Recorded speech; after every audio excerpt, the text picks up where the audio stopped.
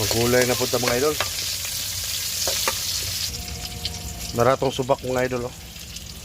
Manok, pero unod tanan. Kalabasa mga idol. Para gulay mga idol. Nilagay na natin yung kahog mga idol.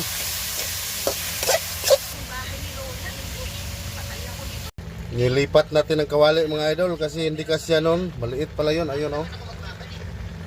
Nilagay na natin yung gulay mga idol.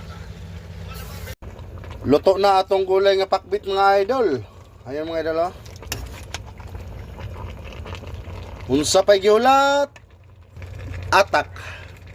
Mga ito mga idol.